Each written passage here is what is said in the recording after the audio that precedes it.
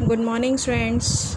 Now we will start our 7th chapter, congruence of triangles. देखिए बच्चे, congruence triangles के बारे में तो आप जानते हैं. What do you mean by congruence? Congruence क्या होता है? Congruence means same, equal. जो चीज़ equal हो, same हो एक के, वो हमारा congruence होता है. देखिए बेटा, मैं इसको आपको एग्जाम्पल से क्लियर करती हूँ. फॉर एग्जाम्पल, सेम ब्रांड के अगर कोई भी दो ब्लेड हों, देखिए ये दो ब्लेड हैं हमारे पास. ये दो ब्लेड दोनों सेम ही ब्रांड के हैं, लेज़र अल्ट्रा ब्रांड के हैं बेटा. अगर ये दोनों ब्लेड्स सेम साइज़ और सेम शेप के हैं, मीन्स अगर एक ब्लेड दूसरे ब्लेड को पूरी तरह से ढक लेता है, ये देखिए इस तरह से मैंने इसको एक को दूसरे के ऊपर रखा और इसने पूरी तरह से, ये देखिए इस तरफ से देखेंगे और फिर हम इधर से भी देखेंगे. ये देखिए इसने एक ब्लेड ने दूसरे ब्लेड को जब पूरी तरह से ढक लिया है, दैट इज़ कॉल्ड कॉन्ग्रुएंस. क्या कहलाता है ये? कॉन्ग्रुएंस. सेम होना, इक्वल होना. ठीक है. नेक्स्ट एग्जांपल देखिए, कोई भी सेम ब्रांड के बच्चे, हम सेम पैकेट के, एक ही पैकेट के अगर दो बिस्किट ले लेते हैं, देखिए ये बिस्किट है मेरे पास, मैकविटी के बिस्किट्स लिए हैं मैंने.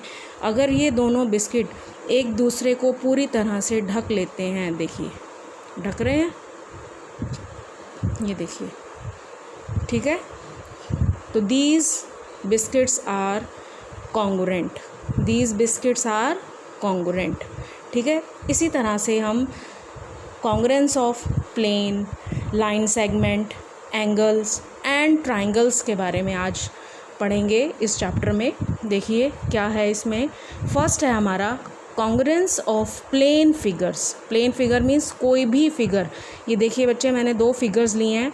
इस फिगर को नाम दिया है F1 और ये है F2.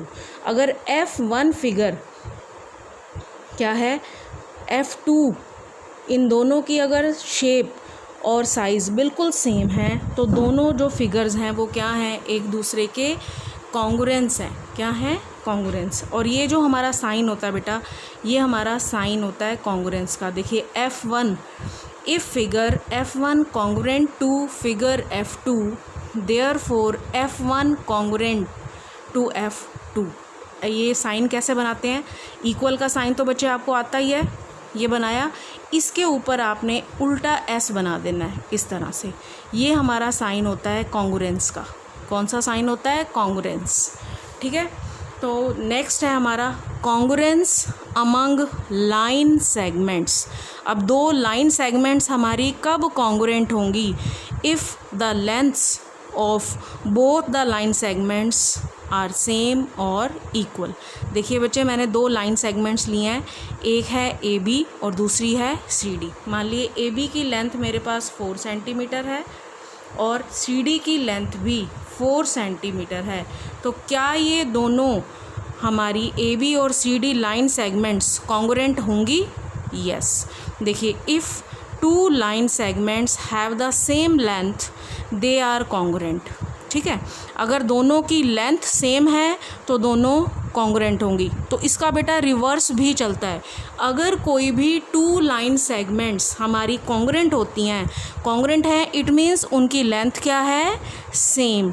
अगर लेंथ सेम है तो दोनों कॉन्ग्रुएंट हैं. अगर कॉन्ग्रुएंट हैं तो दोनों हमारे सेम लेंथ की हैं. दोनों तरह से आपको यूज़ करना आना चाहिए.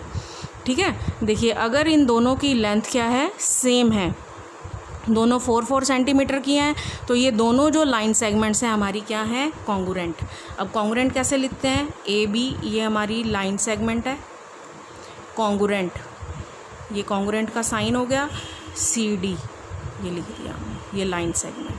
ठीक है. तो AB कॉन्ग्रुएंट CD दोनों तरह से कैसे यूज़ आना चाहिए? अगर लेंथ इक्वल है तो लाइन सेगमेंट्स कॉन्ग्रुएंट हैं. अगर दोनों कॉन्ग्रुएंट हैं तो लेंथ क्या है? सेम. ठीक है. नेक्स्ट आ जाता है बच्चे कॉन्ग्रुएंस ऑफ एंगल्स. अब कॉन्ग्रुएंस ऑफ एंगल्स में भी सेम यही रहेगा. अगर किन्हीं दो एंगल्स की मेज़रमेंट सेम रहती है तो वो दोनों हमारे एंगल्स क्या होंगे, कॉन्ग्रुएंस। फिर अगर रिवर्स में चले, ऑल्सो अगर इन दोनों जो हमारे एंगल्स हैं, अगर दोनों एंगल्स हमारे कॉन्ग्रुएंस हैं, इट मीन्स दोनों की मेज़रमेंट क्या है, सेम। ठीक है, तो ये क्या हो गया, कॉन्ग्रुएंस ऑफ एंगल्स। अब हमने 3 पॉइंट्स इसमें पढ़ लिए हैं। कॉन्ग्रुएंस ऑफ प्लेन फिगर, कोई भी फिगर हो, एक फिगर दूसरी को पूरी तरह से ढकनी चाहिए, उसकी शेप और साइज़ दोनों का बिल्कुल सेम होना चाहिए। Next, congruence among line segments, congruence of angles. ठीक है, अब नेक्स्ट आ जाता है बच्चे हमारा, देखिए ये हमारा एंगल्स का था। If 2 angles have the same measure, अगर 2 एंगल्स की मेज़र सेम होती है, they are congruent. Also if 2 angles are congruent, their measures are same और इक्वल। नेक्स्ट 4th है हमारा कॉन्ग्रुएंस ऑफ ट्राइंगल्स। अब हमारा कॉन्ग्रुएंस ऑफ ट्राइंगल्स के बारे में आ जाता है बेटा। ट्राइंगल्स के बारे में हम ध्यान से सुनेंगे। अब ट्राइंगल क्या होती है, a triangle has 3 vertices, 3 sides and 3 angles. ठीक है, तो अब ये एक ट्राइंगल है मेरे पास ABC और दूसरी है PQR। ये 2 ट्राइंगल्स हैं मेरे पास। ये दोनों ट्राइंगल्स क्या हैं, 2 triangles are congruent if their corresponding parts, angles and sides are equal, also they are same in size and shape. अब देखिए बेटा, कॉरस्पॉन्डिंग पार्ट्स कौन से होते हैं। देखिए 3 वर्टिसेस हैं इस ट्राइंगल में, A, B और C। इसमें है P, Q और R। ये 3 वर्टिसेस हैं। मीन्स जो इस ट्राइंगल का A वर्टेक्स है, ये P के ही इक्वल होना चाहिए। It means A correspond to P। ठीक है, समझ आ रहा है।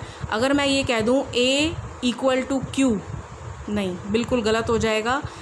जैसा जैसा हमने इसमें सीक्वेंस लिया है ट्राइंगल में, दूसरी ट्राइंगल का सीक्वेंस भी वही का वही होना चाहिए, तभी 2 ट्राइंगल्स हमारी कॉन्ग्रुएंट होती हैं।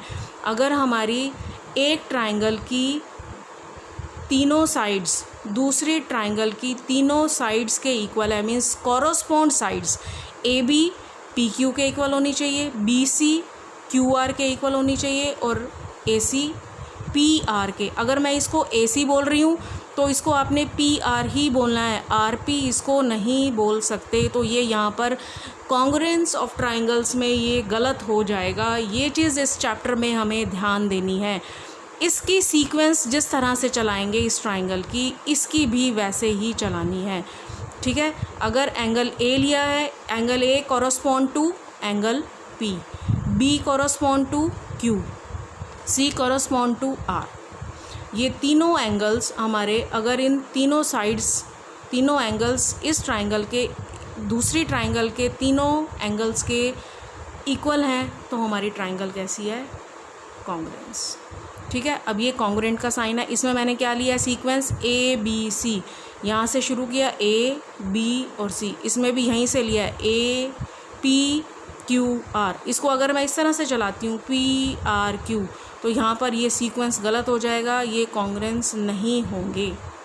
ये चीज़ बेटा इसमें ध्यान में रखनी है। ठीक है, अब कॉरस्पॉन्डिंग वर्टिसेस कौन सी हैं, A and P, B and Q, C and R। ये यही लिखी हुई हैं। कॉरस्पॉन्डिंग साइड्स कौन कौन सी हैं, AB correspond to PQ, BC correspond to QR and AC correspond to PR। ठीक है, नेक्स्ट कॉरस्पॉन्डिंग एंगल्स हैं। कॉरस्पॉन्डिंग एंगल्स कौन से हैं, angle A correspond to P, B correspond to Q, C correspond to R। आगे पीछे नहीं लिखना है, सेम सीक्वेंस में लिखना है। अब कॉरस्पॉन्ड, ये बेटा हमारा साइन होता है कॉरस्पॉन्ड का। ABC correspond to PQR। तो अगर हमारी ये ट्राइंगल की जो ABC हमारा अगर PQR के कॉरस्पॉन्ड है, तो अकॉर्डिंग टू एंगल्स कौन कौन से कॉरस्पॉन्ड होंगे और अकॉर्डिंग टू साइड हमारी कौन सी कॉरस्पॉन्ड होंगी। कॉरस्पॉन्ड का मीनिंग होना कि जिस डायरेक्शन में वो एक ट्राइंगल की साइड है, दूसरी की भी वही ही लेनी है। ये नहीं कि ए बी को मैं पी आर के इक्वल लिख दूँ, बी सी को पी क्यू के लिख दूँ, ये गलत हो जाएगा। ठीक है, तो इसमें देखिए यहीं से बेटा जब हम नाम लिखते हैं यहीं से ही हमें सीक्वेंस मिल जाती है। कॉरस्पॉन्ड एंगल कौन कौन से हमारे, यहाँ ए है तो यहाँ इस वाले दूसरे ट्राइंगल का कौन सा होगा, पी। एंगल ए कॉरस्पॉन्ड होने के साथ साथ ये इक्वल भी है। B, angle b correspond to angle q. Angle c correspond to angle r. Same as sides का लिख देंगे, a b correspond side p q, उसके ऊपर हम अपनी साइड का साइन डाल देंगे। B c correspond to, b c किसके कॉरस्पॉन्ड है, क्यू आर। फिर तीसरी हमने कौन सी साइड ली है, A C correspond to P R. R P नहीं लिखना है, पी आर है। जो सीक्वेंस फर्स्ट ट्राइंगल का लिया है वही का वही सीक्वेंस दूसरी ट्राइंगल का लेना है कॉरस्पॉन्ड लिखने के लिए, इक्वल लिखने के लिए। ठीक है, तो ये हमारा एक्सरसाइज 7.1 का इंट्रोडक्शन है। कल हम 7.1 और 7.2 की इंट्रोडक्शन करेंगे। Thank you, have a nice day.